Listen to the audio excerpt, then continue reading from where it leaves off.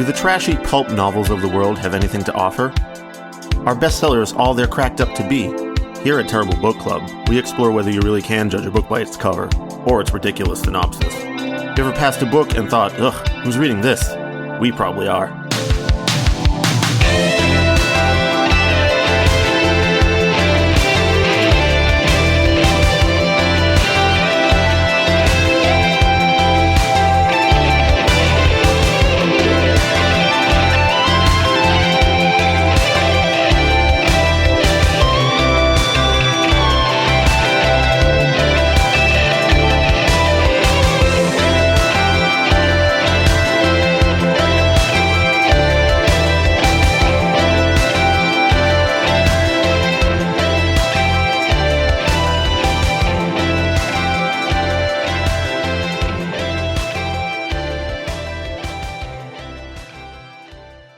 Hello and welcome to episode 137 of the Terrible Book Club. I'm Paris, and this is Chris. Hello. This time we read Hangman's Curse by Frank Perretti, as requested by our patron, BeastWithTheLeast. They said that this book is probably the laughably worst YA novel I've ever read, or that I haven't blissfully forgotten about. There's an equally bad, low-budget movie version of the book as well, if you really want to torture yourselves. Well, we so far have not taken you up on that, BeastWithTheLeast, but we may. This book was published in 2001, so this book is 21 years old. Yeah. Wow. All right. We haven't read any sort of mystery, spy, YA books where the president and Christianity are involved ever, so we're certainly broaching new frontiers here on the Terrible Book Plains. What about the very first TBC book, Paris? I know that's not YA, but it's sort of in the similar vein. Yeah, but like the president wasn't involved. It wasn't like a secret organization. Yeah. It was it was more political thriller. Anyway. Yeah. Welcome. If this is your first time listening to the show, what we do here at the Terrible Book Club is read books that we assume will be bad based on their cover, title, summary, or some combination of the three. Sometimes, like today, we read books that our patrons, listeners, or friends recommend. So we do the opposite of what most people do in a bookstore or while they're browsing the internet and looking for something to read. Typically, this experiment results in a disappointing and hilarious read, but once in a while, we do actually end up liking the book. Before we get too far in today, we would like to do a review spotlight. Yay! Up front. I know the last few review spotlights we've done were negative 1-star reviews, so it was. That's why they're at the end. No, actually, it's just because sometimes we like to move things around a little bit. But anyway, most of the time I see reviews usually like a month or two after they've come in through like this report I get, but this one somehow eluded the reporting system. I guess they don't check Podcast Addict, which is where I found this review. So apparently way back in June of last year, Podcast Addict user Meru Berry said, "I found this podcast through YouTube recommendations because they talked about growing around and I was instantly hooked. Been listening all day. The hosts are thoughtful and pleasant to listen to. I sometimes think they care more about these topics and stories than the people who wrote about them." So that was very nice. Thank you. Yeah, I think Paris does care more about these topics and does more research. I'm not going to say I do. All right, our content warnings today. In addition to our usual barnyard language, today's episode includes discussion or mention of death, hanging, poison, spiders, suicide, and just a whole big heaping of Christianity and anti-evolution sentiment. So if any of that stuff is a problem for you, perhaps skip today. All right. How about I do the back of the book summary, Paris? Yeah, take us away. Tell us what this author wanted us to be tantalized by to choose this book. They could be anyone, anywhere. Even the person walking by you right now. The Veritas Project is their code name, but only a handful of people know teens Elijah and Alicia Springfield have been covertly commissioned by the president to investigate strange mysteries that delve into the paranormal and supernatural. Their charge is to find out not only what happened, but why. The Veritas, Latin for truth, behind the seemingly impossible phenomena. Their new assignment, Hangman's Curse. In Baker, Washington, 3 popular student athletes lie in an incoherent coma with loss of muscle coordination, severe paranoia, and hallucinations. It's whispered that they're victims of Abel Fry, a curse that's haunted the school since a student died there in the 1930s. Now the curse is spreading, and students are running scared. The Veritas Project must go undercover to find the truth before it's too late. Thank you, Chris. That was a fantastic reading of this book's back of the book advertisement. Can we just have a brief moment to acknowledge that Veritas Project here is not that thing that tried to do a sting operation on Acorn way back when? You remember that guy? What is James Acorn? O'Keefe or whatever his name was? I do remember the Veritas Project does sound... Oh, Project Veritas is an American far-right activist group. Yeah, you're right. So this is... So, and to be clear... The far-right activist group called Project Veritas was formed in 2010, and this book was written in 2001, so this book could not have predicted. But, hey, there's something here about Christianity and far-right, and we know the truth. Yeah, they are kind of connected. Oh, boy. I wonder, oh my God, what if James O'Keefe got this book for his kids, and he was like, that's what I'm naming my secret organization. I found it. I'm the secret investigative Christian Scooby Doo team. I mean, that seems plausible to me. Like, not even possible. Like, that sounds like we might be right. We know the Veritas. Oh, all right. Anyway, we kind of forgot to do characters, but we so characters and setting. All right, the setting is the fictional town of Baker, Washington. It's probably named after Mount Baker, which is, of course, like the colonized name for the mountain. I was like, oh, I should make sure I mention like what the indigenous name for the mountain is. And then I went down a fucking insane linguistic rabbit hole and discovered that the name that everyone thinks is the indigenous name for Mount Baker is actually just a bastardization of 2 different native languages by a white guy from an interview in 1912. So cool.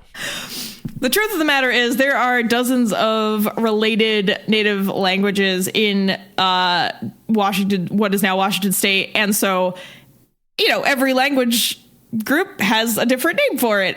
They all generally refer to it as like Big Snowy Mountain or like the White Watcher. I've seen some descriptions. Ooh. Anyway, I don't want to fuck up native words because they're really hard to pronounce because I don't really quite understand the diphthongs and stuff. Cause another renaming of the mountain because some white lady on a podcast decided to mangle it. Yeah, I'm the next idiot to fuck up the name.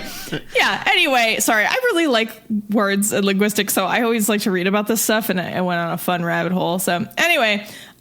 characters. We have the fucking Springfield Scooby Doo team of the Springfield family. It's mom, dad, and then twins, Elijah and Alicia, right? They're the twins. Nate and Sarah are their parents. Yep. There's also Mr. Maxwell the dog. So totally not Scooby-Doo at all. Mm-hmm. Totally not Scooby-Doo with their fucking RV that they roll around in to solve mysteries. Yeah, it's Christian Scooby-Doo. Anyway. You've got the president shows up at one point. There's like 2 secretaries and some guy in an office where like they get dispatched from. There's the school faculty. Like the principal is Miss Worthen. Yes. There is Carrillo the cop. The security guy, yeah. There's a couple of teachers like Tom Gessner, Mr. Marquardt, the school coach, who's a jerk. And then all the kids at the school. There's like Ian and Crystal, the goths. Yeah. I mean, I don't know that that's fine. That's all you need to know. I think we're good. Yeah. And then it all will be revealed in the Terrible Book Club summary that Chris is going to, or I am going to read to you that Chris wrote. So we like to do these plot summaries for folks before we do the review so that you understand a little bit more about what we're referring to and kind of how the whole book broke down. These, of course, do contain spoilers. If you care about 21-year-old Christian YA novel spoilers, I guess. Skip ahead a few minutes. Anyway. The Springfields are a Christian family that work for some kind of investigative bureau called Veritas that reports directly to the U.S. president. Veritas consists of the Springfields, 2 secretaries, and 1 guy answering phone calls from the president. This time, they are called in to investigate a strange sickness spreading through a high school in Baker, Washington. The sickness is characterized by sudden onset of garbled speech, possible hallucinations or delusions, followed by coma and eventually death. All of these students, in their delusional state, mention the name Abel Fry, who is apparently the ghost of a hanged kid that haunts the school. The Springfields arrive and take on cover identities at the school. Nate, Springfield dad, is a janitor. Alicia and Elijah, the 2 teens that are twins, enroll as students. Sarah, the mother, does research in the background. Together with their trusty dog, Mr. Maxwell, the family investigates the school from multiple angles. Nate interacts with faculty and staff, some of whom know his cover, some who are ignorant of it. Alicia and Elijah speak with the student body, and Sarah synthesizes the information and helps identify further leads. The first angle is investigating Ian Snyder, stereotypical goth kid in a trench coat, since all of the victims so far are known to have bullied him. The Springfields soon come across a ritual chamber full of skulls and graffiti and candles, and it points to witchcraft. Being good Christians, the Springfields are alarmed, but try to take a non-judgmental angle of attempting to connect with Ian and other students connected to the ritual chamber. Elijah befriends Ian in order to gain more information. Meanwhile, Alicia tracks down more bullying by befriending Norman, another student who has been bullied by the same cadre of student athletes. Nate finds that the school coach, Mr. Marquardt, turns a blind eye to the bullying his student athletes do, since it's survival of the fittest, and as we all know, evolution bad and wrong, and wildly misinterpreted here. So Mr. Marquardt is a callous jerk indeed. Turns out there is no ghost, and really, Norman was secretly part of the goth coven. Unbeknownst to the actual goth kids, he was raising a den of monstrously poisoned spiders. Upon hearing who the bullied students would want removed, he would place a straw with a male spider in it somewhere in the targeted students' belongings. The straw was plugged with sugar as a slow release mechanism. Then, he would place female spider pheromone on the student as well, usually by way of pheromone-sprayed cash that was extorted from him. The male spider would smell the pheromones, get super horny, then pissed when he gets spider blue balls, and then bite the student, thus killing them with its venom. Sarah discovers this after investigating the straws and calling in an entomology professor to give her specific information on spider species who could kill. But oh no, Norman's breeding protocol wasn't safe enough to prevent the super poisonous spiders from crossbreeding with brown recluses in the area, and now there are ultra poison spider hybrids loose at the school. In the final climactic scene, Alicia is trapped in the walls of the school, enveloped by spiders, while Norman must save her. After originally leaving her for dead at first, but breaking down and confessing when confronted, after being bullied into it by Nate. Through the power of prayer and actually the knowledge of the entomology professor, Alicia survives being bitten 50 times by spiders lethal enough to kill others in one bite within 24 hours. The truth is revealed, and evolution is also revealed to be wrong because the spiders evolved into killing machines, thus making them more fit for their environment to breed further, which would result in more changes down the line. Wait, no, fuck, shut it down. I'm sorry. Jesus. Chris, I don't know what you were going for at the end there, but anyway. Well, I mean, because like this whole thing is railing against evolution as being incorrect, yeah. And then the spider hybrids are created by crossbreeding and traits being, presented that were, I guess, beneficial for the spiders. Yeah, I don't really know how. You would think there's a little bit of a catch-22 there. Anyway. All right, so just to recap. Scooby Doo Christian family comes to investigate school where kids are going crazy and dying. Turns out it was sort of the goth kids who were just wishing it and thinking that the ghost was doing it, but actually it was a science geek who was using poison spiders that he got from Africa, ? We'll talk about that later, to create these little spider traps that were actually targeting the people that the other kids wanted harmed without their knowledge. Yay. Okay. I would have gotten away with it if it wasn't for you meddling Christians. Yes. All right. Things that were good about this book. I gotta say, line by line, it's actually written really well, especially for a YA book. Agree. I think the opening scene, well, if you skip the very first page, it's kind of like a prologue. Just don't read that. It'll fuck it up. It'll ruin it, because it ruined it for me. and we'll talk about why in a minute, but the opening scene where there's like a football match in progress, and it kind of takes you through one of the kids suddenly losing his mind and, you know, becoming mad and fucking up the football game, and everyone's like, what the fuck is going on? It was really good. It was really interesting. I was like, wow, okay, I want to read more about this. Classic X-Files show episode opener. Yes, exactly. Honestly, I didn't even make the Scooby Doo connections because I'm an X-Files person, and so I was like, fuck, I had the same thought. I was like, this is a great episode. As we all know, I'm much more of a Scooby Doo person. Hey, Chris, you're wearing a tropical Hawaiian shirt right now, so I think the point has been proven. So yeah, I was just like, sick. This is a great, basically like an X-Files tale. I'm down. I thought it was really interesting. It made me want to keep reading. The pacing is great. The whole story moved along quickly. I never felt bored. Snappy, right to the point, you know, stuff like just you're strung along nicely for that. And yeah, like I don't think there's much fluff here except for some classroom scenes in which we get into some morality discussions, but that's for later. Yeah. But like aside from that, like from that first scene, I actually went through the book pretty breezily. Yeah. I kind of wanted to see where it was going with the mystery, and like it's not too obtuse. It leaves you some breadcrumbs that are interesting. It does your classic, it's not really the first guy, but we had to get to the bottom of it, like SVU maneuver too. Yeah. Yeah, I agree. I thought the way it was constructed, you know, at least technically speaking, was pretty good. It also has a lot of good descriptive language, which I was kind of surprised to see. I have a couple of examples here.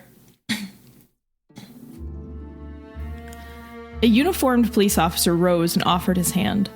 Gessner introduced him. Nate Springfield, this is Dan Carrillo, in charge of security. Carrillo was a shorter man, a bit thin and nervous, like a tight little terrier. He was standing just outside the school office with the steadiness of a courthouse pillar and the authoritative air of a traffic light. It's good descriptive similes and writing there to set up not just like who this person is, but what vibe he gives off. And yeah, you don't get like he had brown hair and a red shirt. And he was cop. Because cop, he was authority. Right. But like what kind of authority? Like the traffic light authoritative air is like a specific version of authority, right? Yeah. And that's really where the good descriptive writing comes in, is like you can relate to like that particular segment. Yeah, and I really like the description that he was tight like a little terrier. That's a great, like I know exactly who that man is now. Like I know he's a little wound up skeleton of a man just ready to arrest the nearest kid for blowing a bubble with his gum, you know? Get down on the ground! All right, and then our last example is sort of, I guess, the beginning of a chapter later in the book. The air smelled musty, like an old cellar, and dusty, like the pulverized concrete that lay everywhere. And here, the throbbing of the school's furnace was more than a sound, it was a presence. Space to turn was tight. Standing in here was like being buried alive under an old structure that had fallen in on itself. In the beams of their headlamps, a narrow, haphazard path wound through helter-skelter slabs of concrete and disappeared into a bramble of tumbled concrete posts and ceiling-high piles of rubble. Alicia tapped Elijah's side and pointed toward the floor, now a thick layer of grayish grit and dust. There were footprints in the dust.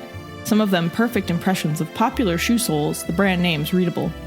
The most recent prints were heading the opposite direction. Out, in other words. Yeah, good scene setting at the top of a chapter. Totally. Like I can absolutely picture that in my mind. You know, it's much better than just being like, they were in the basement with the old heater, you know, like this. It's a good description that segues into focusing you in on how this is relevant to the mystery with like the shoe print thing too. Yeah. I gotta say, as much as there were some things I really hated about this book, it was enjoyable to read. Like overall. If you're looking for like a technical sort of example of how to organize your mystery writing and how to dole out pieces of like character descriptions weaved in with like little bits of breadcrumbs to like figure out the mystery, this book is effective at that. It's really well done at that. Yeah, I feel like I I didn't even know. Because I was trying to figure it out too. I was like, fuck, who's the real? I was like, I really don't think it's Ian, and I love things like this. As if you've listened to the show before, you know that me, Paris, I very much love having to figure out a little bit. I don't like having things served to me on a platter because I feel like it's a disservice to the reader. And it's a little insulting, right?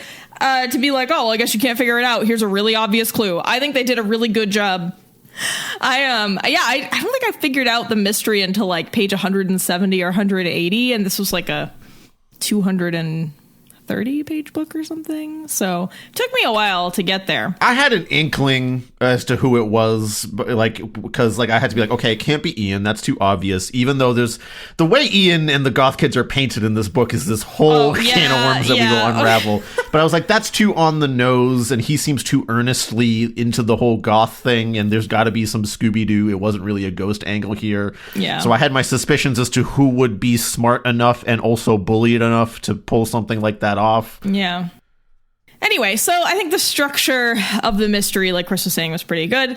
I also was pleasantly surprised that the main characters, this like investigative family, didn't immediately jump to conclusions about the case. They did actually investigate and use science, and they did not go for the first obvious lead, which I gotta say, I was a little judgmental because the book, is very clear right at the beginning that it's like super Christian. And I was like, oh no, they're just going to go after the goth kids. Yeah, right. Especially for a family that is explicitly taking a lot of things on faith and intuition and gut, right? Like that's their whole, you got to say that's like the whole thing around being Christian or just generally religious is like taking some things on faith and by the gut. But they don't do that when it comes to the mystery. Yeah, which I thought was great. I was like, oh, wow, they're actually investigating this really well. Like they're taking all the steps that I would want someone to take and like not make assumptions. So that was another great part of the way this book was structured.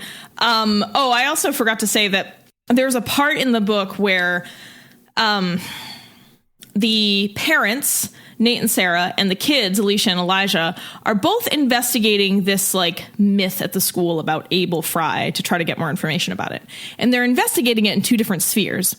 The parents are investigating it with the adults, and the kids are investigating it with, the other students their age. And the author does this really clever thing to kind of bring to light how rumors start and how misinformation happens. And I thought it was really well done. There's a scene where the paragraphs kind of go back and forth. They take turns. So like in one paragraph, you're with Sarah talking to the librarian, and the next paragraph, you're with Alicia talking to like kids in the lunchroom. And every paragraph, you see how different the myth is for these different groups of people. So like the librarian is like, oh, there's never been a student named Abel Fry, but in 1930, whatever, there was a kid who was like a chicken farmer or something, and she's talking about it, and then they flip to the cafeteria, and the kids are like, yeah, Abel Fry was like this damaged kid, and he had a hawk for a pet that he used to attack people. And so like you can kind of see where the misinformation comes from places in reality, like there was a kid who had chickens, right?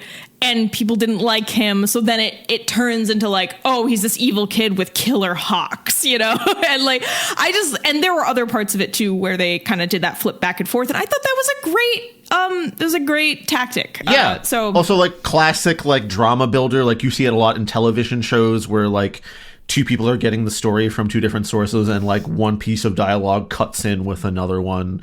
So I think this author, Frank Perretti, must have watched a lot of serial detective shows or like X-Files kind of stuff, and probably actually understood why it worked pretty well and deployed it effectively in this book. It's really hard to do that kind of flipping back and forth without it being too messy, and it was accurately done here. Care was taken in that sense.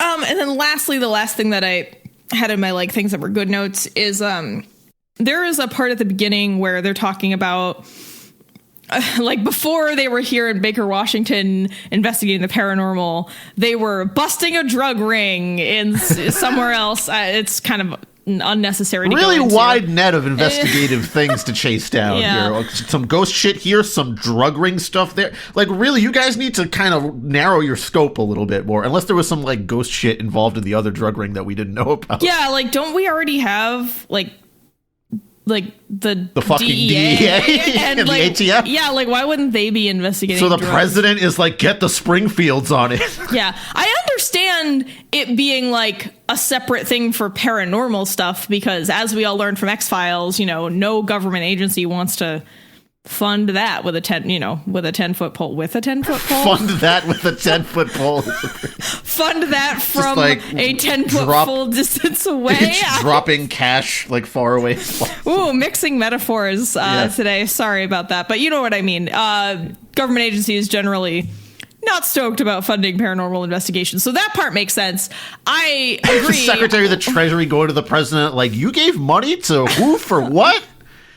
For some Hanna-Barbera shit in Baker, Washington? Marge, we grew up with Scooby Doo. Give me this. I'm going to get voted out at the end of my term. Give me this. Give me the Springfields. Fine, but Flint's not going to have clean drinking water for another 10 years. Fine. I don't care about whatever. Flint. I need to know what happened to that school. It's just really eating me up every night in the White House. Yes. I'm pacing the halls and looking at photos of Lincoln and Washington and going, what's going on with those kids? Anyway, sorry. What I was trying to get to is towards the beginning, they do this like drug sting or whatever. And they start talking about how to handle drug offenders, or I hate to say that, but that's kind of how they're painted in the book, or how to handle people who are involved in crime. And I did like that their emphasis was on rehabilitation and not on like, throw him in the van and take away the key and send him to Guantanamo or whatever, like that's not the vibe. And the dad, Nate Springfield, even says that we should be looking at things at a get to the heart level, which I pretty much agree with. Like, I don't think that we should be as punitive as we are as a society in America, and I was appreciative of that. I mean, obviously, like, this guy's idea of get to the heart is like they need to love Jesus, which is not how so that's kind of where it takes like a sharp fork away from how we would do that, but there is some common ground there of like it's not just more police, more force, more punishment that's going to solve these problems. There's systemic issues that we have to get to. Of course, for these folks, it's like, well, there's not a nuclear family of mom and dad and 2.5 kids and Jesus in the middle there. That's what we all really need. Yeah. So their ideas of systemic issues are different from ours, but I still think it's good that that sentiment was there. I was surprised that it was like, hey, we already found a place to put this kid that we arrested. He's going to go to this rehab facility, like not a rehab facility, but he's going to go to like a program for like troubled youth, and they vetted it and felt it would be good for him and stuff like that. So on top of that, when they're dealing with Ian and Crystal and that, sort of goth coven as we put them, even though the way the author writes about them is just very stereotypical and great. Like, I'm not going to say bigoted, but like kind of sniffing around that area of like people who just wear black clothes and maybe don't wash themselves all the time in the way that it's expected and aren't blonde haired and like pretty and shit like that. Aside from that, there is still that element of the family going like, no, we shouldn't just shit on these kids just because that, they're being bullied and they're looking for a way to deal with that. So I appreciated that, even though it was totally couched in a bunch of horse shit that we're basically about to get into. Yeah, I agree. I did appreciate that they were like, hey, bullying and harassment is a real problem. Like, as you can see, it's the whole reason this whole thing unfolded. This is something we really need to care about, and you can't just sweep it under the rug. It's what causes people to have reactions like this and to seek revenge and, So anyway, all good. Off we go to the things that were bad section. Welcome. So that was probably pretty surprising, considering Beast with the Least was like, this was the worst book I've ever read that's YA. And we're like, actually, it was pretty well constructed. However, despite all that, what's inside the house is also important. Even if the house is well built and pretty on the outside, the contents sometimes different. So remember earlier when I was like, hey, the opening scene is really good if you ignore the one-page prologue? That's because the one-page prologue is a letter from the U.S. president. Don't open your book with a letter to or from the U.S. president. Just don't do it. Just don't do it ever. It's a really bad it's just fucking convention corny, that I've bro. seen. It's so bad. It's so corny. There was no need to do it because after that happens, the very beginning is like, is it the very beginning or is it the chapter after the football game where it's like, in the offices of the Veritas Project, like it explains it anyway. So like the letter doesn't do anything that the rest of the text doesn't already do. So don't start your book with a letter to or from the U.S. president ever, unless it's like a biography of a U.S. president, I guess, and the letter is meaningful to place there. I mean, I just think it's like, like I understand that like you're trying to just have the stand-in of like super important guy in the government is involved in this. But, like, just going right to the president who has other shit to deal with besides, as I put it before, some Scooby Doo ass Hanna-Barbera fucking stuff happening in some random small town in America, you could just have it be a senator, a representative, where it's a little bit more believable that they would have this, like, pet project. And that's something we learned from Ghostbusters when it was like the senator who had this secret fucking project, which again, way more believable than the president. Anyhow, so I don't know. That's just, I think, my general advice. Find a different way. If you do desperately need to involve the U.S. government in something, don't make it the president. Don't immediately jump to the point of the spear there. Yeah, really. Secondly, look, these kids are never going to be as cool as Mulder and Scully. Like, we could just end this book right here. Like, it's not the X-Files. I want it to be the X-Files. They don't even have the coolness of the Scooby Doo gang, to be honest with you. It's true. I don't know. I guess I was just thinking as it went on, like, I wish Mulder and Scully were investigating this instead of these kids. So that was just because instead of a Christian family, you get two hot people with a little bit of tension investigating cool shit with science and not going, we got to pray about it. Yeah. Although, you know what? Mulder is a little bit, like, faith-based in some things. Not Jesus-y faith-based, but he's like, I know it's, like, paranormal shit. I know in my gut. And he's alien faith-based for sure. Yeah, cosmic faith-based.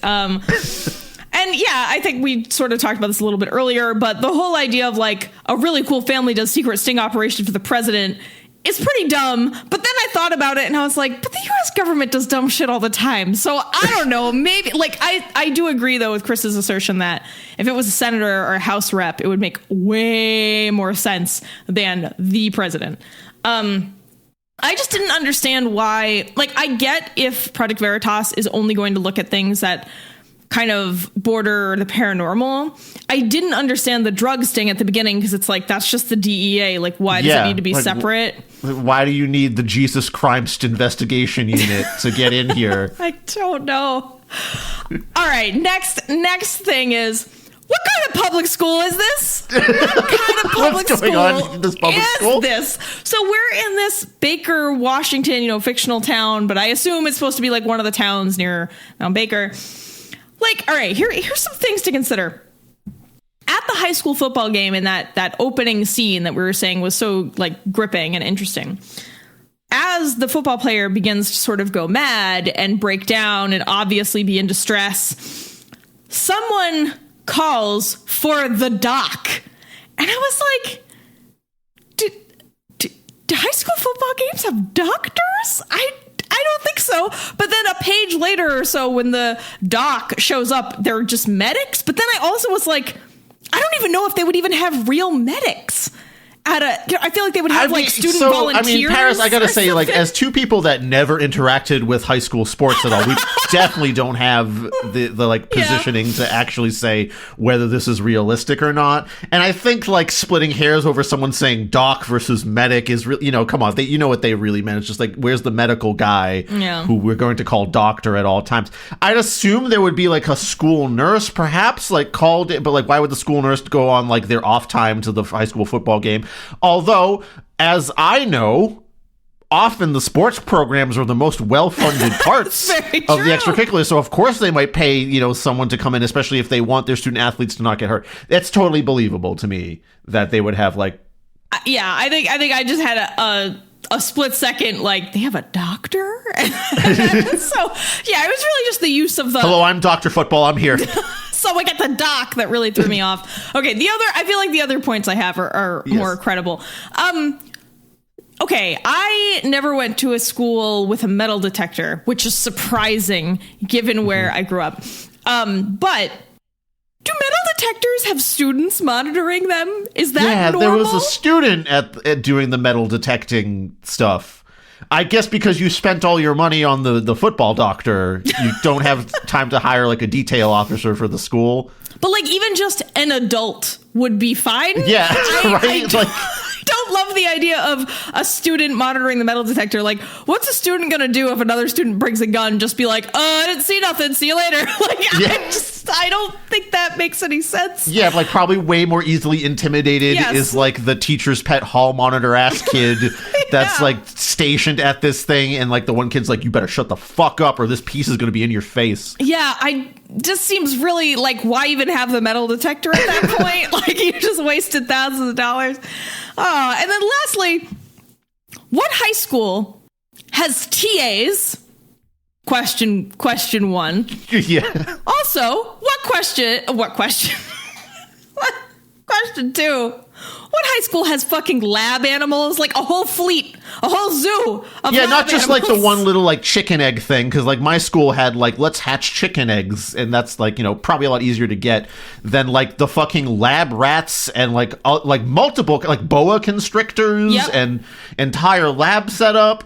But like also like the weight room is like fully outfitted with everything. So here's the thing. Like one of those programs has to be underfunded, right? Somewhere.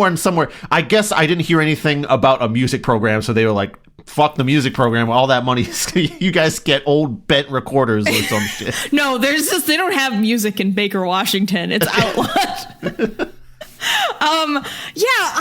I was like, this is a public school, and I checked numerous times. I was like, public school, okay. And I don't know if maybe they were just like, this area of Washington, we think it's wealthy, therefore the public school is going to be just rolling in it. I don't know.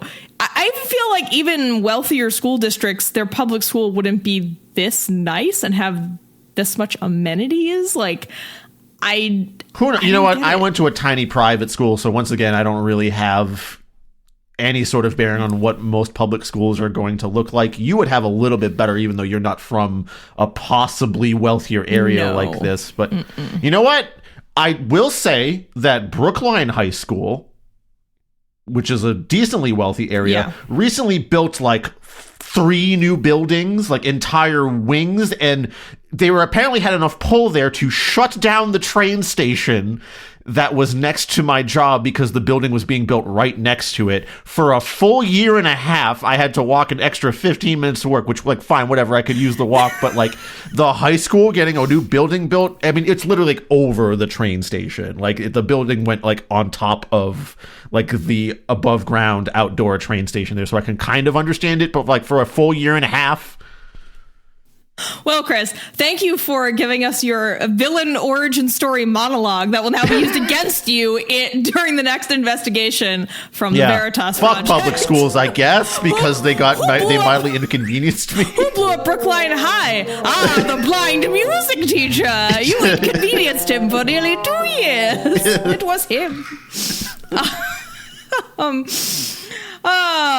Anyhow, yeah, I don't know. I think just as somebody who went to a real, grew up in an impoverished area, went to a really shitty, I guess shitty, not in terms of the quality of education I got, but shitty in terms of like lacking resources, high school. This seems just wildly impossible to me. Also, just because I know I have friends who work in public schools now in areas Boston. in areas that are both, wealthier Central and not. Boston, like, probably has property taxes out the ass. Yeah, so I don't know, but maybe you're right. Maybe, I don't know. Maybe if Baker Washington is supposed to be like really wealthy, maybe this makes some sense. It was just weird to me. All right, next section is the morality bullshit section. Which is really the meat of it, I would say. Nah, the making fun of evolution section after this is also like problematic and could have been cut really easily. Like, did not even need to be in there.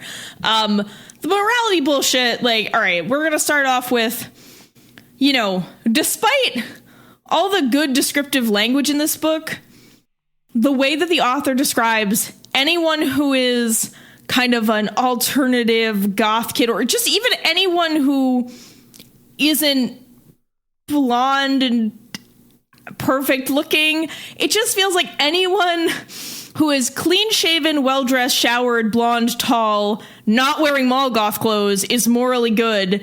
And it just felt kind of gross. And it wasn't super heavy handed. It's more of an undercurrent, but I just really didn't like that tacit nod to like kids that wear black don't shower. Like, that's not really a thing that it was true for me for a period, I will say. Sure. I mean, that's just kind of like kids in general. Like growing up into it and like learning to deal with all that shit in any way you can and learning to manage all the stuff that you're supposed to be doing as a human being while in the midst of many hormonal changes and social climates that might not be set up for you to succeed. Yeah. So I don't know. I just feel like when I was in high school, it wasn't like a trend that the goth kids were unwashed. It was just kind of like some random kids, no matter what subculture they were a part of, weren't taking care of their hygiene. And that's just kind of what it's like to be in a high school. So I guess I didn't appreciate the whole like... I was the unwashed goth kid in my school for a year or two. So, well, congratulations. You've recovered unwashed goth kid. Yeah. I mean, so I was totally ready for like after that ritual chamber scene, which like was really setting up like, all these kids are like really into witchcraft and devilry. I was totally ready for the follow-up scene with like those goth kids being caught red-handed consuming like some kind of degenerate media. Like they're listening to death metal or watching horror movies or like playing D&D or watching some kind of like fetish porn or something like that. Or throw it all in one big cauldron where they're rolling D20s in fetish gear while listening to 10 hours of fart noises on YouTube. Oh yeah, they got into like harsh noise. Yeah, I was also waiting for that, and it didn't happen, which I guess is really a good point. But in general, there's sort of this tacit nod to the idea that like you have to be well dressed and showered to be a good person, which I think is kind of shitty. I feel like if this author saw like Jesus on the street, probably kick him and call him a degenerate. Like I don't think he'd kick him. He doesn't actually seem cruel in like a martial way, but yeah, it just, I don't know, it rubbed me the wrong way. Yeah, this passing judgment of people that don't fit into the norm is like being worth a look into, right? Like even if like it's not necessarily criminal, it's just like we should keep an eye on them. Yeah, and I mean, yeah, they do try to show some humanity and reason when they're like, well, the kids are pissed because they're bullied, but like they still kind of demonize them regardless, which is unfortunate. Not having a husband is mentioned as a bad thing. My note is LOL, fuck off forever. Absolutely fuck all the way off and never come back, please. Yeah, there's a line where they go to interview one of the kids' moms and they describe her as kind of like drunk and not really like wearing like a robe instead of real clothes, and talk about how, she doesn't have a husband, so that's really, it was like not having a husband didn't help things. Like, she needs a man to tell her how to live. Maybe she just likes being comfy in her home and having a cigarette, man. Like, and if she's got a problem with alcohol addiction, that's a real thing, but it doesn't need to be like, well, this woman has a problem with alcohol, therefore she is a shitty mother and person and needs a husband. Like that whole connection, I don't love. Then no fucking thank you. At the very end of the book, when Alicia survives 50 spider bites from a spider whose venom is so venomous that if she had one bite, it would kill her in 24 hours. Like, there's sort of a subtext there that it's because she's Christian. And let me see if I can try to pull out what I'm talking about here. It's right at the very, very end. It's basically because she's praying there that her prayer focuses her enough to stand still enough so that the spiders don't get pissed. But even despite that, she does get bitten by the spiders a lot of times. And if the difference, like if it's a dosage thing that's going to dictate how fast you succumb to it, which is of course the thing, the dosage of 50 bites might kill you quicker than one nip that kills you in 24 hours. Yeah, it absolutely would, because the concentration of the poison is so great in one bite. If you then multiply that by 50 times, I can't imagine you would last very long. I mean, I guess she did get medical attention pretty quickly, like within a couple of hours, because the entomologist... God, am I saying this happened a few episodes ago where we were like, are we talking about bugs or what are we talking about? The bug man, bug expert, was able to get some kind of antidote for this venom. I don't really know how they would have had that, considering the spiders are not native to the area. He just knew that there was some like household chemical product that happened to work as like... It's an antidote. It's not a household product. Did he call up like a fucking Home Depot or something looking for like AT490? AT490 is the name of the antidote. It's not WD-40, Chris. No, that's right. He called up some like hardware store. No, he called a hardware store to ask them about like the compounds of like a paint thinner or something that they found. Oh, right. Yeah, it had nothing to do with that. So sorry. I crossed a wire there, and I thought he was like, quick, get him the paint thinner. I don't know. No, to be clear, I think Chris is a little too high or something. I don't know. But... I'm sober today. Thank you. No, I meant when you were reading. But anyway, sorry, to be clear, the entomologist knew like what antidote to get. And so he asked, he somehow had it. Did he have it? No, he had to procure it from someone. Yeah. He was frantically calling on the phone like, you guys got AT490? Yeah, let me look that up actually, because that does matter to my point. That I'm attempting to make here, because I thought, okay, he called poison control and says like, hello ma'am, I'm fine, blah blah, we have a case of a spider bite here and we'll need some antitoxin. Do you have any AT490? Baylor Shrift came out with a great product this year. So he's calling poison control. I don't think poison control handles spider bites. Now that I'm thinking about, is that a thing? Can you call poison? Is that animal control? No, I mean...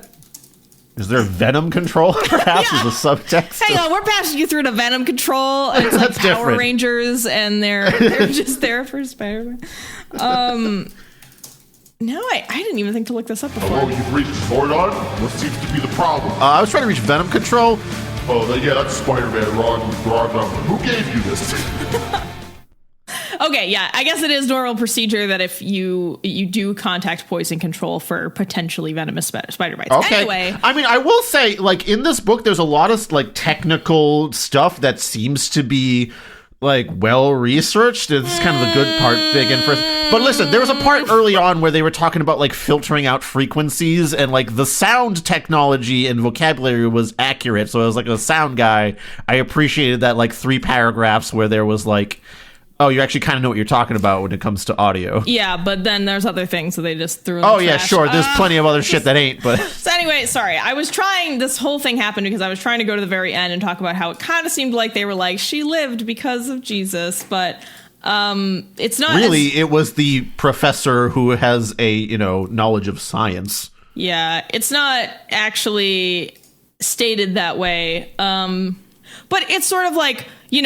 these 50 spider bites would have killed 50 people, but you survived. Yes. You did. Nod, nod, wink, wink. Yeah, that's kind God's special lady. Yeah, so I guess it was way more subtle than I thought. So maybe I'm wrong. Anyway. fucking straw man liberal high school teacher. Chris, this is getting into the whole evolution and morality debates that happen in the classrooms all the time. But like, so separately, Alicia and Elijah get into arguments with two different teachers. One is over like philosophical, like who gets to say what's right and wrong, because the professor says, oh my god, they put the 10 commandments in front of the courthouse and that's bad. And then Elijah's like, well, you're saying that because you said that it's bad means that you can't pass judgment on others, and then you're being a hypocrite. You can't say everything is right and every viewpoint is valid, and therefore you can't say things are wrong because you're saying a viewpoint is invalid. Haha, I've caught you, Mr. Philosophy Professor. And then Alicia gets into like the evolution debate, yes. I think. Yeah, and they both constantly do this where they're like, haha, you can't say anything's really wrong or right because then you're passing judgment. And the parents even like tell them like, wow, yeah, you really gave it to them, kids. Like, good argument. And I mean, in reality, you know, if we go back to the discussion with the teacher that Elijah had about the 10 Commandments statue, where like the teacher is trying to tell them about like how the law in the United States works. It's not really like about morality. I mean, it's about like in the United States, we are supposed to have a separation between church and state that's enshrined in our laws. And if if a government building or institution gives preferential treatment to one religion over another, like let's say putting a giant ass 10 Commandment statue out front that sort of puts Christianity on a pedestal, it's violating that tenet in the law. And so I mean, I guess if you want to have a different discussion about, I don't know, about whether you think the United States laws are valid, that's fine. But this whole thing is like a misdirection in that part. And it really annoyed the shit out of me. I was like, it's not about like, oh, in the grand scheme of things, who's right and wrong. It's like, no, the laws in this country are this, therefore we shouldn't do this because these are the values that we supposedly care about that are enshrined in the written laws. The logical leap that's being made here is because the teacher is saying, oh, we can't uphold Christianity, therefore this teacher must also think that we have to give equal playing field to all sorts of ideas that are out there. And that is not what the point is being made is, but that is what the book is trying to say. And therefore, that's how you trap the teacher in the logic argument of like, oh, if you say anything is wrong or right morally, then you're being a hypocrite about your point here because you're not truly giving everything equal credence. And the law isn't about giving all viewpoints level playing fields or equal playing time. It's about not upholding one specific one as like where we're deriving our morality from, essentially. Yeah. And I mean, if you want to think more about this or read more about this, I suggest looking at Karl Popper's Paradox of Tolerance. I think it very accurately explains, like, again, this is somewhat of a diversion, but it's definitely related in terms of like how we think about things, like philosophy, I guess, and human nature. You know, a lot of kind of far right or extremist groups, maybe, I don't know, I would say I see this a lot from kind of far right groups where they feel like, or they will say things like, well, you can't ban anything or put any, guardrails on anything at all because that's suppression of, basically you have to consider all ideas as exactly equal and give all ideas an equal platform. And while that might seem on its face of like a very attractive and, oh, of course that's right idea, when you start to think about ideas that actually crush whole swaths of other ideas and people, like, for example, ideas about genocide of an entire population, unfortunately, intolerant ideas cannot be tolerated. And again, this might feel a little confusing, but I would suggest, just so that we don't get too far off the track here, please look up Karl Popper's Paradox of Tolerance and Intolerance. It's I think it really very well explains the problems. This has been well-trod ground, yes. So it's not like Frank Perretti came up with like the unraveling of like. No. No, Popper was active in like the 40s and 50s as a philosopher. I personally have read a lot of Popper and am familiar with his work, but not everybody is. Anyway, Paradox of Tolerance, check it out. Educate your little brains. Anyway, back to this book. This is actually kind of a good segue into the whole making fun of evolution part of the book, which frustrated me perhaps more than the straw man shitty argument, teacher argument that we were just talking about with moral relativism, because these actually, I don't know, I feel like all of these scenes could have just been cut from the book because they had absolutely nothing to do with the mystery or the family. I mean, a little bit. It's there to show you that Alicia and Elijah are willing to stand up for their principles, right? But you also get that when Elijah befriends Ian and is willing to put himself in the way of bullies that are, messing with him, or when Alicia puts herself in the way of bullies that are messing with Norman too. Mm-hmm. So you're still getting it from that scenes, which ultimately means we don't have to have these screeds against moral relativism and evolution in here. It's just proselytizing for no reason. Yeah, I mean, especially the evolution one. I mean, I just feel like luckily neither of these sort of screeds are very long, so I actually don't think it would even affect even how like long the book is, because it would just be a couple pages. So yeah, it would have been a much better book without this stuff. So let's talk in a little bit of detail about the evolution, the anti-evolution sentiment. So the main problem is that the author, I don't know if the author himself has a misunderstanding of the concept of evolution and how science works, or if he just wrote it this way because he knew it might work for some like extreme Christian viewpoints. I don't know, but it certainly comes off as though he does not understand evolution or the scientific method. So that's like the main issue here. First problem is that Alicia is like, oh my God, evolution is obviously wrong because like we're not always gaining limbs, and like that's all evolution is about, is like gaining limbs and traits. No, evolution is also about losing limbs and traits and skills if they are no longer relevant to the survival of your species. Like if they aren't helping your species continue, then your body will slowly drop them over time. And perhaps either change it into something else, or... Yeah, just to be clear, when we say your body, it's not your person. Like, that's another thing that I think a lot of these folks don't understand, is it's not like there's this, within 1 or 2 generations process of like, oh, some force in the cells is deciding that we have to gain or lose this trait. It's simply just pressure based on what helps you survive. Yeah, in the environment.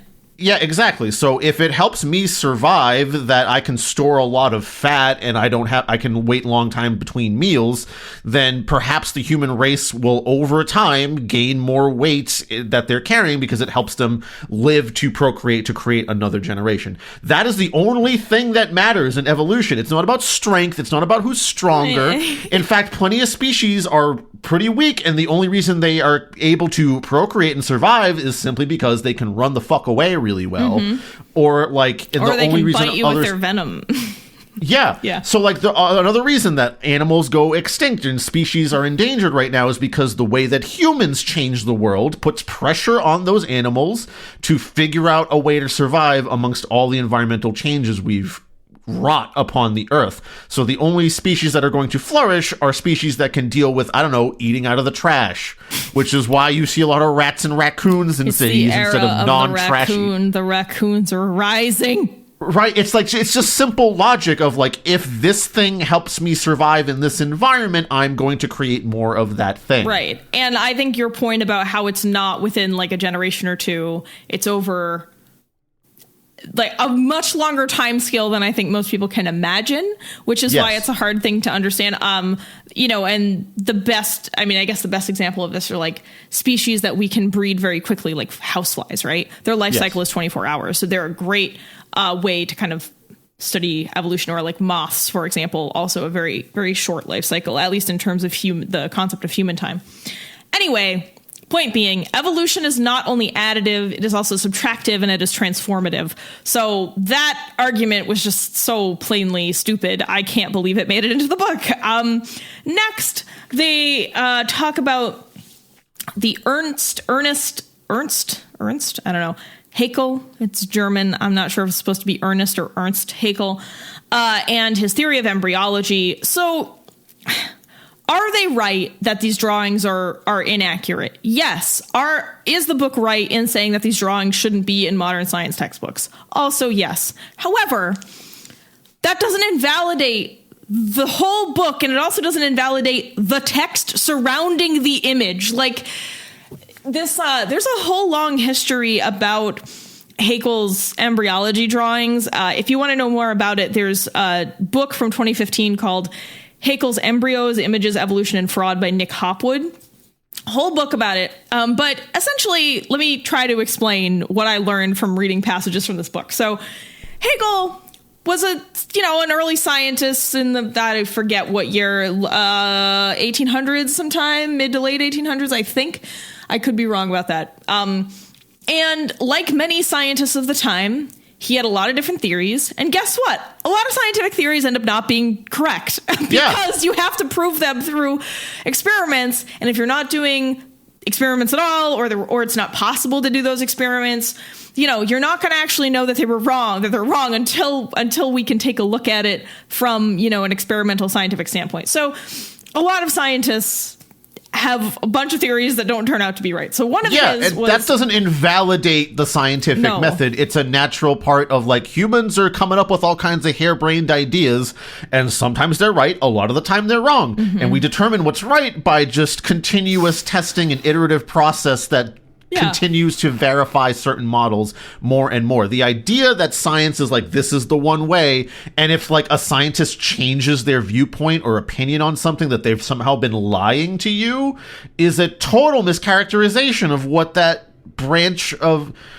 how we seek knowledge and truth, honestly. Yeah. Thanks, Chris. That was a good explanation. The whole thing with Haeckel and embryology, he had this theory that an organism goes through all stages of the forms of life from which it has evolved during its embryonic development, which is obviously false. So, unfortunately, this theory, he drew images of certain species embryonic development, and it was I don't know, if it was a human, it would start as a monkey and then change over to a person. So it's pretty stupid.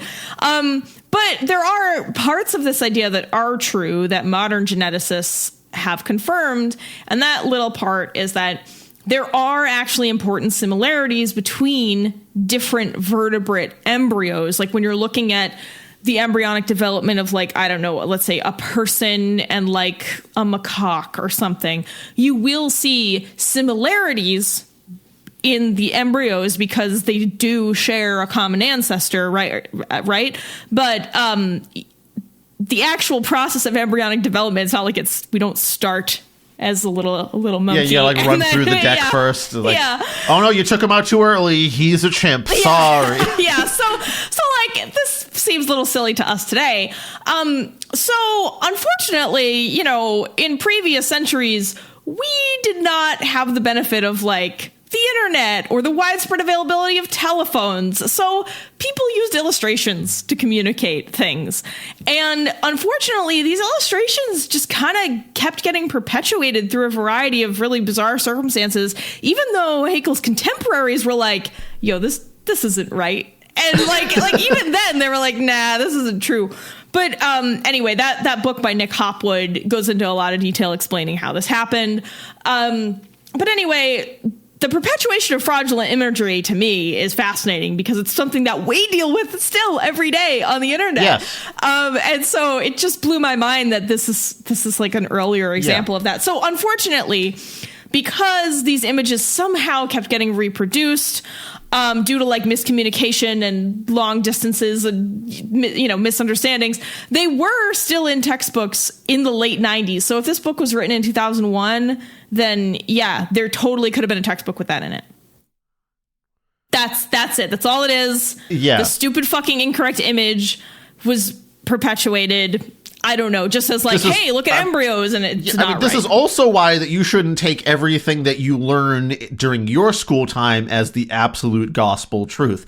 You need to understand that a lot of what we are taught is our best understanding at the time, hopefully, and that you should always be reevaluating and reexamining things as new information comes to light. And that's just going to constantly be happening, which was not to dive into this whole thing too deeply. Well, I'm just going to say a couple of sentences on this and we can move right the fuck on, which is why it was baffling when the COVID stuff started hitting and people were like, oh, they're changing their minds about how it works. It's like, yes, because it's novel and we're coming up with this information as we go along. Of course, things are going to change as our understanding changes. And it's not stupid or like being lied to if you change your behavior based on what information is coming out to you at the time. Yeah, I know. Obviously, like moving right along past that. The next thing they bring up is the Miller experiment, where the scientist put a few amino acids, or I don't know, he electrified some amino acids that scientists thought could have been the beginnings of life on Earth. It could have replicated what happened, like lightning struck certain compounds and then it turned into life. So this guy electrocuted some amino acids. It was an experiment many decades ago. He never, no reference to this experiment ever says anything except amino acids are theorized to hold the building blocks of life, not life itself. Scientists acknowledge that we're missing the critical step that turned these amino acids into full organisms, but we don't know what that is even today. So, like, I don't know what the problem is because, again, retelling what happened in an experiment, even if the outcome isn't expected, is science. I do not understand why this is difficult to say, hey, this guy was interested in figuring out the origins of life, so he electrocuted some amino acids, and we learned some things about it, but ultimately we didn't find the meaning of life. Like, in the book, it's represented as though, Miller found life. There it is. Like, we know how organisms start. And that is not at all how it appears. I mean, unless this author had access to some really shitty textbooks, which is possible because American school textbooks are pretty bad. I don't think that's how that works. I don't think that's how it would be represented. To me, like, the craziest thing about this is that neither of these examples are invalidating the natural selection pressure process. They're like these tangential to that ideas about how things developed over time. It's in no way do they say, well, obviously natural pressure isn't applied to organisms for their survivability, which is the fundamental crux of the evolutionary theory, not how did amino acids become life or what happens in embryonic development. Yeah. This is sort of I think this is all cherry picking, right? That would be the logical fallacy we're dealing with here. In addition, I mean, that's like the general one, right? Because they're just picking out these little things that they think are problems, whether or not they really are. Moving on, they also they think the coccyx is a problem. They think that no way was the coccyx ever a tail. If you're unfamiliar, your coccyx is your tailbone. It is the thing that helps your body remain balanced and kind of helps your hips move around and stay situated in ways that best work for a bipedal creature.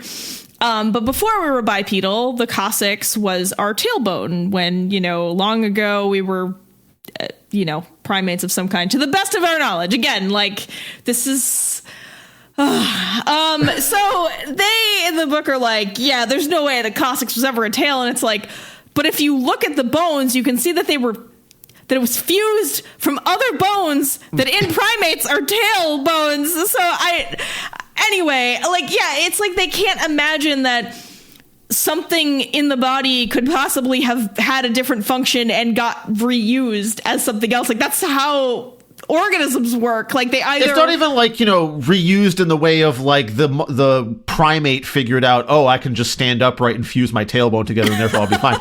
It's just the natural pressure of like, well, those animals didn't have to devote growth resources into developing the tail, and the primates that had this fused tailbone structure, which might have been considered a quote unquote birth defect to those primates, like, oh, you're the weird monkey with no tail and a fused tailbone, get out of here, weirdo. But then that monkey could walk around easier and get food easier and could mate and breed with other primates that had that trait, and that was propagated, and therefore more of them survived to fuck again and create more. Yeah. That's the whole thing. It's not like anyone's deciding this is the strong thing. It's just that they happen to have that fused tailbone, which let them walk upright and balance, and they could get food easier and fuck. That's all. Yeah, like we still needed to balance even though we didn't need the tail, and so this was this is how it worked. And Chris, your note, I'm going to let you take the next note because it's hilarious. Like, these people must be mystified when any object that's not used for its original purpose gets reused in some, like, oh my god, I can take the jar of spaghetti sauce, I can take the label off the jar of spaghetti sauce and put other things in the jar for later. No, you're not allowed to evolve in this household. You throw that jar away. We don't. Wait a minute, this blood pressure medication gives me a boner? Oh, I there's no reason I should use it for that. Yeah.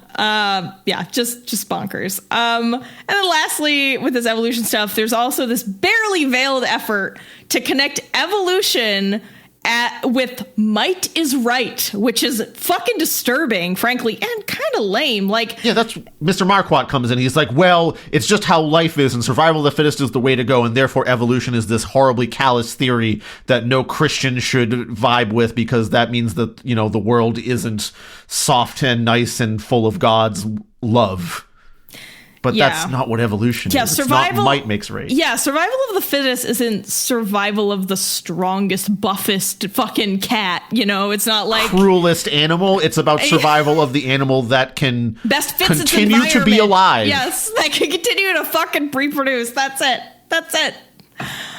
All right, sorry, that was a lot. We're done with the evolution shit. Rejoice. Fucking amen. We are now moving on to the spider plot. Okay.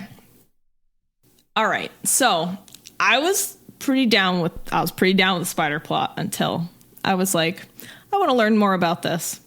The entire spider thing isn't real. None of it's real. I'm so mad. It really soured the whole book for me. Like, all right, look, I know it's fiction, and I know, like, even Chris and I feel differently about this a lot of the time, where Chris is like, it's fiction, do whatever you want. But I'm like, no, it's way more fun when fiction flirts with reality and you can imagine it happening. It makes the plot a little more feasible, especially when this is a book where it's like, hey, imagine if this was really happening. Like, it's not a total, fantasy jerk-off section. It's like, in the United States, in the modern day, relatively, like, a regular family. Why is none of this real? It kills me, especially when, back to the X-Files point, plenty of X-Files episodes did this really well, where even though all the episodes had some connection to the paranormal, many of them were actually based on real things that happened and that either turned out to not be paranormal at all, or, maybe people still considered it that way, but it had a basis in reality. I only listed a handful, but there's actually plenty of them. Like, if you know anything about X-Files, these episodes illustrate my point. The Erlenmeyer Flask, The Voodoo That You Do, .com, Family Love, 731 Nisai, Dwayne Barry, Foyadu, and there's just a whole host of X-Files episodes that execute this very well. And so it was really disappointing because I feel like it is possible to make something a little fantastical, but base it on real facts. I think what you're getting at, Paris, is that, like, the scientific mechanics should hold true, even if it's not a thing that happened in real life at all. Yeah. Like, the possibility that this could happen is real. Yeah, and that's what makes it entertaining. Right? It makes it way scarier, too, because you're like, oh, shit, this could really happen. But it's kind of presented as if that's true, but as we're about to get into, there's a lot of things that, like, that's not how it works, actually. Yeah, and that would really bummed me out because I felt like, for all the screeds against evolution, this family was actually pretty good about following scientific method. And even like Chris was saying earlier with the audio facts being accurate, it really sets you up tricks you into thinking that, well, of course, the spider plot must be true because the rest of it was well done. But it's not. Let's talk about why that is. All right, so Chris, do you want to like briefly review the spider plot before I go and break down the parts of it? Okay, Norman has possession of African wolf spiders. That he got because he lived in Kenya for a year. And somehow transported back to the Americas. Question mark. Smuggled them in a straw, I guess. I don't know. And so those spiders come over here. Norman knows that they confuse with other spider species because he's up on his bug knowledge because of the internet or something. Mm-hmm. And he knows to keep them away from brown recluses unless they unleash hybrid things, because that's what happened on the USS Abel Fry. That's where that name comes from, which, by the way, why didn't they just Google the name Abel Fry when they were doing the research? Why wasn't that a thing that they did when they're talking about the internet a whole lot? I know. Aside from that, basically, this is how, like, he knows that these venomous spiders exist. He keeps them away from the brown recluses so they can't hyperbreed into, horrible hybrid venomous spiders. And the whole idea is that they breed so quickly and easily that they propagate in the space of, like, a week to, like, thousands and millions, essentially. Yeah, and he also learned this trick, supposedly, of, like, spraying spider pheromones on people and then putting the opposite sex spider on them to kill them from indigenous Kenyans. So that's the whole spider thing, right? Let's talk about why none of this makes a goddamn lick of sense. Okay, so...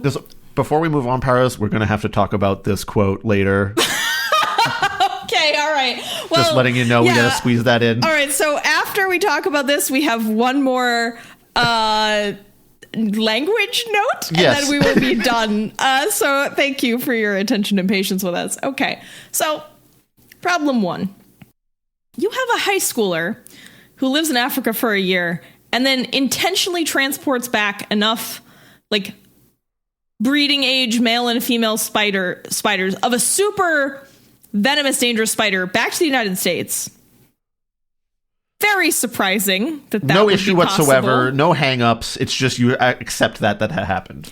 Well, maybe it's because of the years that we're talking about here, because this would have been, I mean, it was published in 2001, so we're probably working in the conventions of like 1999, 2000, when, airport security wasn't quite what it is now. So maybe it would have been more possible, but I don't know. I still question that. And he also did it in such a way where, like, no alarms were raised. So, like, he didn't get bitten or anybody else. Like, no one died when he transported them.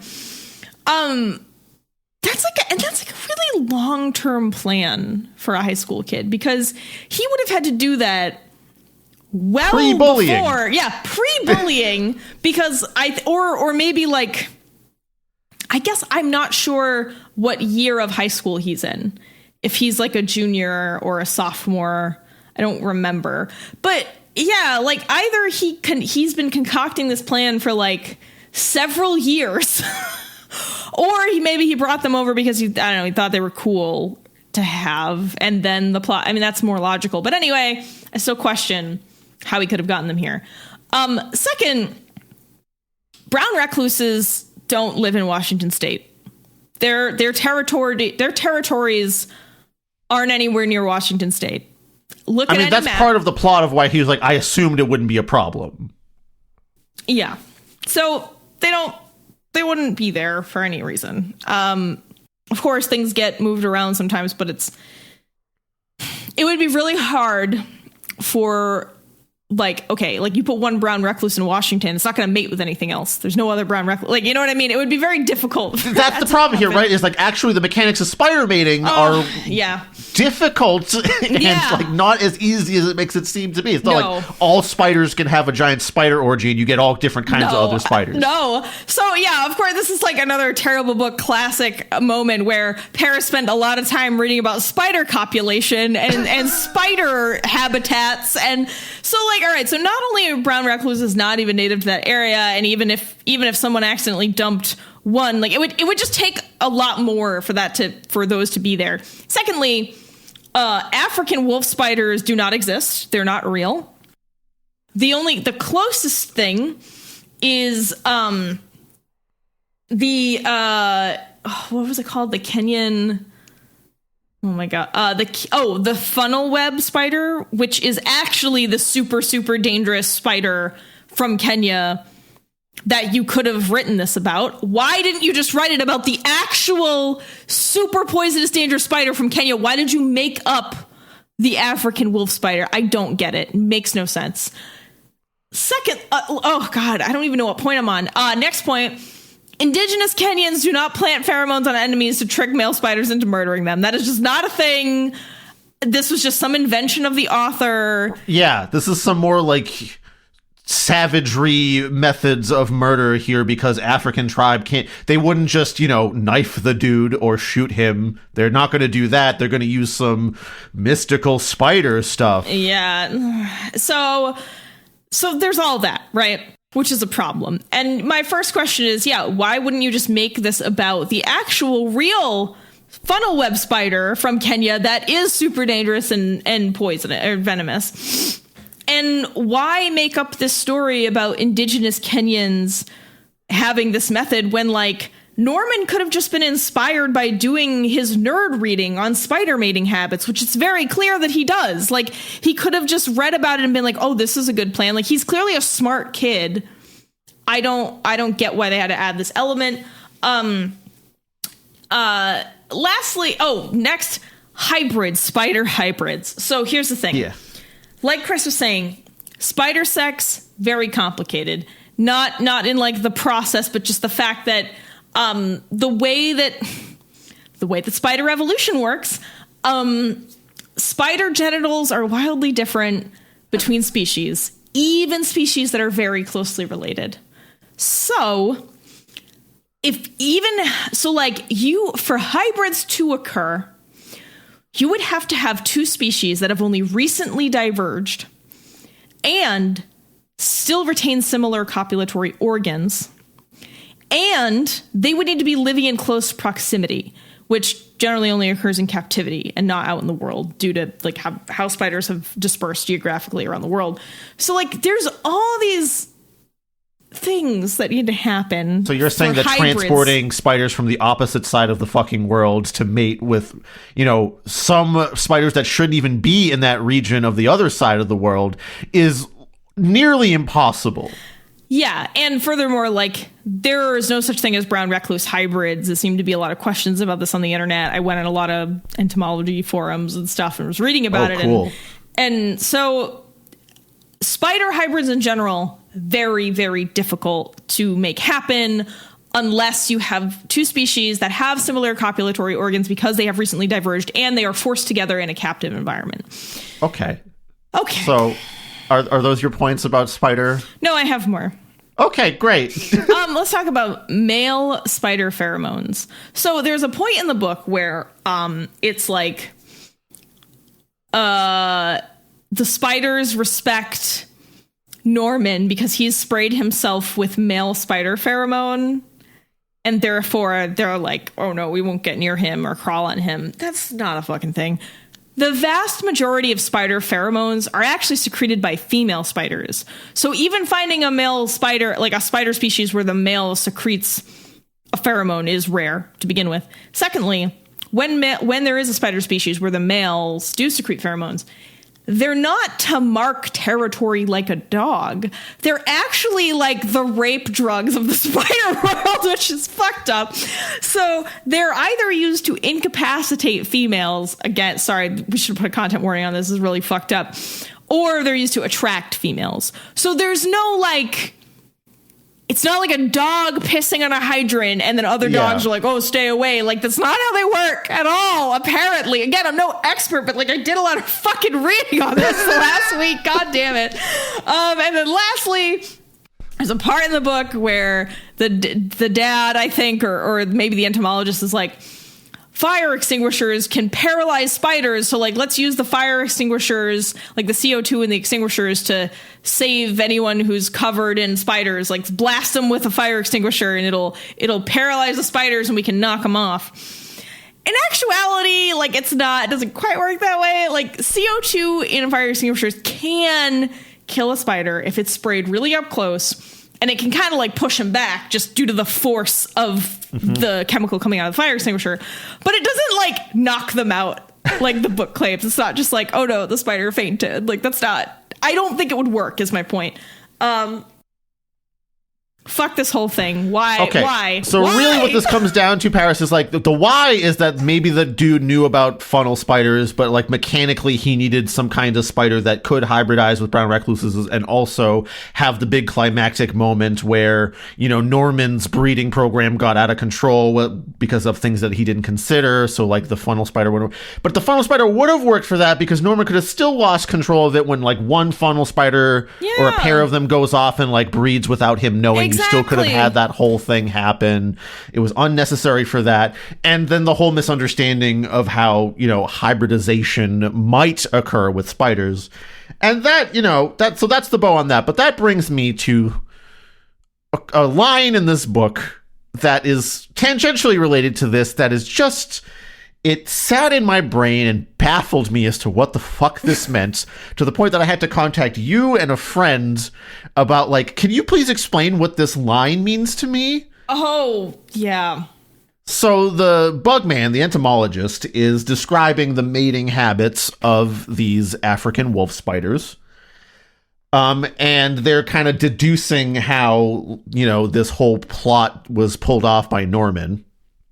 And this line happens. He burrowed his way through a sugar plug, mated with her. It's not very exciting, kind of like throwing a McDonald's hamburger into a glove box. What? Okay, so I know later in the paragraph, it talks about the female spider eating the male spider after mating, but in the way the sentence is structured, it seems like the whole McDonald's burger in the glove box thing is part of the mating process. And in that, if your metaphor is that the burger is the male spider and the glove box is the female spider, so but then the glove box ate the male spider, it like as the breeding mechanism is what you're talking about here. The glove box didn't fuck the hamburger, so that doesn't work. Is this some kind of like retread of the hot dog down a hallway joke where it's like, oh, his spider dick was like really tiny for the female one or something like that? Is it some kind of like this spider cock was round like a hamburger joke? I don't understand where like it's a very sloppy simile, and I don't like. I'm just trying to like. Okay, the glove box is who in this scenario? The burger is what in this scenario? I need a map. The glove box is eating the burger, but it's not. So okay, the female spider eats the male spider later, but not during the mating process. So is the glove box hamburger? What's not exciting? Like what? I don't know. And then I have further questions like, who has just thrown a hamburger in a glove box and just shut it?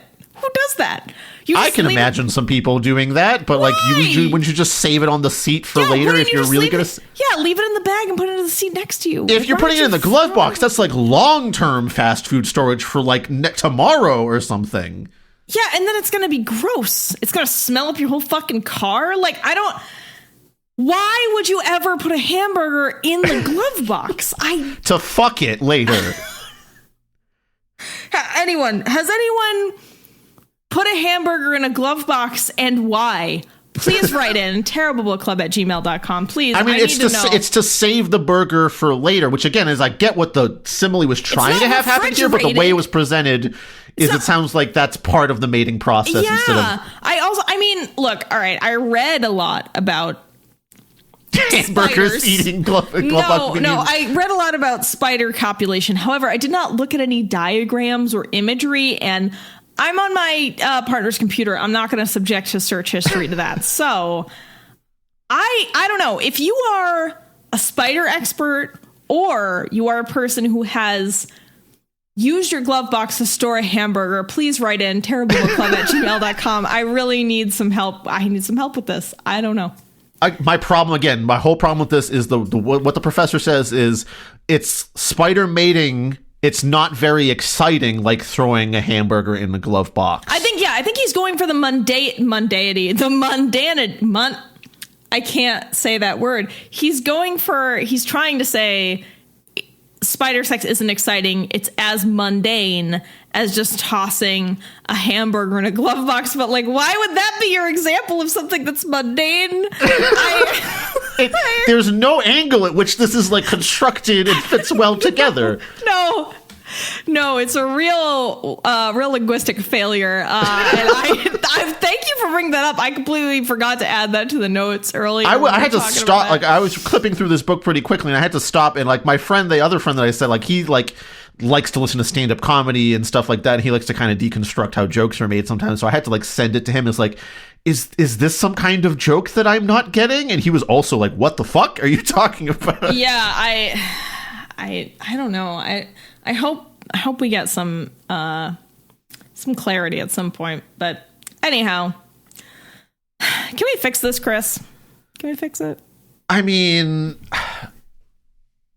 the basic mystery and plot could be fine if you clipped out all of this evolution and morality proselytizing and you just swapped out the fake spider science for just use the real spider. Yeah. And like, if everything else is done so well, why not just use your writing skill that you have here to just make the real spider work when all the others, like some of the other stuff in this book seems to be decently well researched. Yeah. You obviously probably read about the funnel spider from Kenya. So just slot that in, and it doesn't have to be some kind of like accidental hybridization. It could just be, oh shit, I let some of them loose.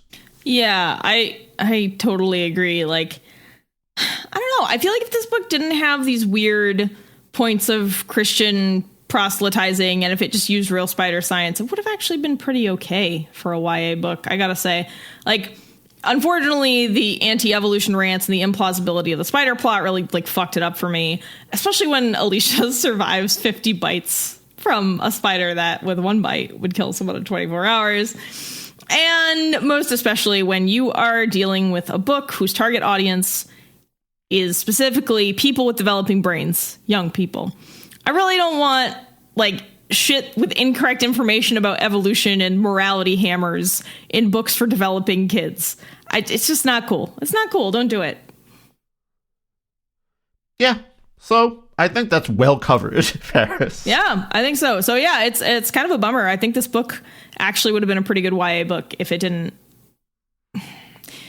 stray into weird anti-evolution, anti-science stuff. Don't love it. All right. Well, thank you, Beast with the Least, for recommending this to us. It was certainly an interesting read. Yeah, I'm actually glad this was recommended because we've never read anything quite like this, so it was great. I really love that we get all these totally wildly different recommendations from patrons. It really keeps us on our toes, keeps things lively. But yeah, Beast with the Least, we hope this was what you were hoping for, expecting. We hope we did it justice. I hope we were angry at some of the same things you were angry at, or maybe different things. That's also interesting and fun.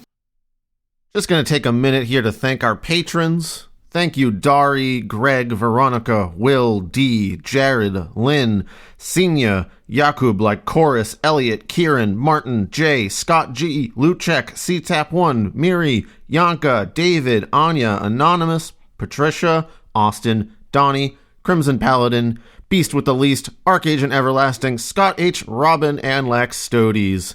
Thank you so much for supporting the show, everybody. Yeah, I think for now, Chris and I are going to take a little break and record the next episode, which you will hear in 2 weeks. So I think this is a bye for now, Chris.